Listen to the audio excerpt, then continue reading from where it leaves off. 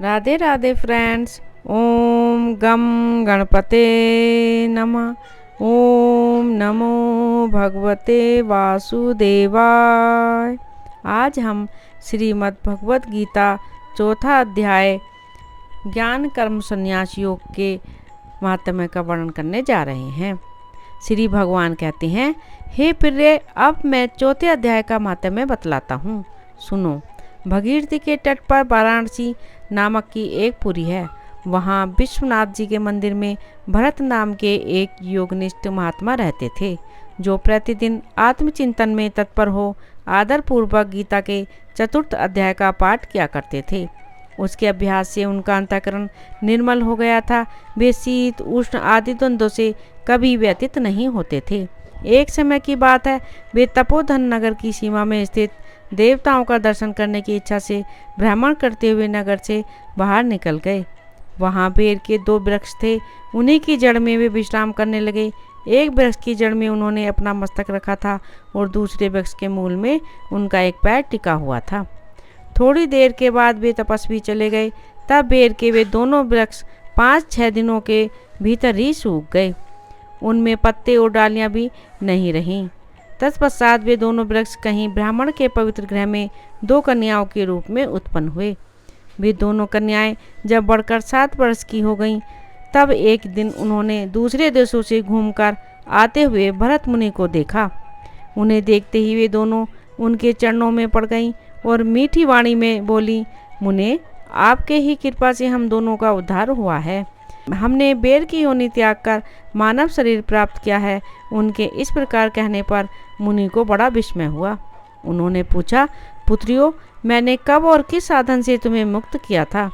साथ ही यह भी बताया कि तुम्हारे बेर के वृक्ष होने का क्या कारण था, क्योंकि इस विषय में मुझे कुछ भी ज्ञान नहीं है। तब वे कन्याएं पहले उन्हें अपने बेर हो जाने का कारण बतलाती हुई बोली, मुने, गोदावरी नदी के तट पर छिन्न पाप नाम का एक उत्तम तीर्थ है, जो मनुष्यों को पुण्य प्रदान करने वाला है। वह पावनता की चरम सीमा पर पहुंचा हुआ है। उस तीर्थ में सत्यतपा नामक एक तपस्वी बड़ी कठोर तपस्या कर रहे थे।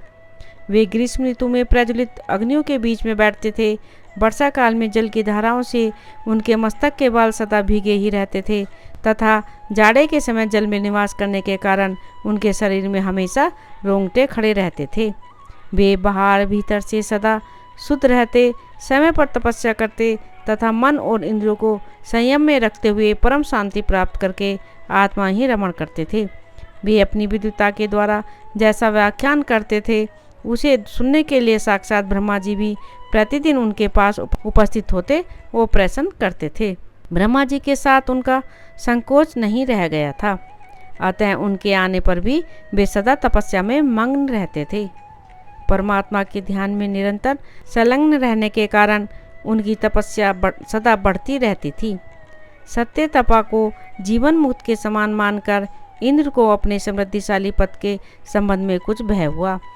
तब उन्होंने उनकी तपस्या में सैकड़ों विघ्न डालने आरंभ किए। अप्सराओं के समुदायों से हम दोनों को बुलाकर इंद्र ने इस प्रकार आदेश दिया, तुम दोनों उस तपस्वी की तपस्या में विघ्न डालो जो मुझे इंद्रपद से हटाकर स्वयं सुर का राज्य भोगना चाहता है। इंद्र का यह आदेश पाकर हम दोनों उनके सामने से चलकर गोदावरी के तीर पर, जहाँ वे मुनि तपस्या करते थे, आईं। वहाँ मंद और गंभीर स्वर से बजते हुए मृदंग तथा मधुर वेणुनाद के साथ हम दोनों ने अन्य अप्सराओं सहित मधुर स्वर में गाना आरंभ किया। इतना ही नहीं, उन योगी महात्मा को बस में करने के लिए हम लोग स्वर, ताल और लय के साथ नृत्य भी करने लगी। बीच बीच में जरा जरा सा अंचल खिसकने पर उन्हें हमारी छाती भी दिख जाती थी। हम दोनों की उन्मत्त गति काम भाव का उद्दीपन करने वाली थी, किंतु उसने उन निर्विकार चित्त वाले महात्मा के मन में क्रोध का संचार कर दिया। तब उन्होंने हाथ से जल छोड़कर हमें क्रोधपूर्वक श्राप दिया, अरे तुम दोनों गंगा जी के तट पर बेर के वृक्ष हो जाओ। यह सुनकर हम दोनों लोगों ने बड़ी विनय के साथ कहा, महात्मन, हम दोनों पराधीन थीं, अतः हमारे द्वारा जो दुष्कर्म बन गया है उसे आप क्षमा करें। यूँ कहकर हमने मुनि को प्रसन्न कर लिया। तब उन पवित्र चित्त वाले मुनि ने हमारे शापोद्धार की अवधि निश्चित करते हुए कहा, भरत मुनि के आने तक ही तुम पर यह शाप लागू होगा। उसके बाद तुम लोगों का मर्त्यलोक में जन्म होगा और पूर्व जन्म की स्मृति बनी रहेगी। मुने, जिस समय हम दोनों बेर वृक्ष के रूप में खड़ी थी, उस समय आपने हमारे समीप आकर गीता के 4 अध्याय का जप करते हुए हमारा उद्धार किया था। अतः हम आपको प्रणाम करती हैं। आपने केवल शाप से ही नहीं, इस भयानक संसार से भी गीता के 4 अध्याय के पाठ द्वारा हमें मुक्त कर दिया। श्री भगवान कहते हैं, उन दोनों के इस प्रकार कहने पर मुनि बहुत ही प्रसन्न हुए और उनसे पूजित हो विदा लेकर जैसे आए थे वैसे ही चले गए, तथा वे कन्याएं भी बड़े आदर के साथ प्रतिदिन गीता के 4 अध्याय का पाठ करने लगीं, जिससे उनका उद्धार हो गया। राधे राधे। ओम नमो भगवते वासुदेवाय। मेरे इस चैनल को ज़्यादा से ज़्यादा सब्सक्राइब करें, लाइक करें और शेयर करें।